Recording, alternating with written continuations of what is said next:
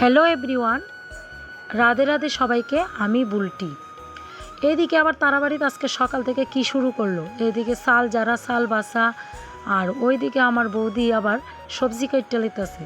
সবজির মধ্যে দিয়ে অনেক রকম ভ্যারাইটিস সবজি আছে, মিষ্টি কুমড়, আলু, বেগুন, তারপরে বাঁশকুড়ুল, অনেক রকমের সবজি কাটতেছে।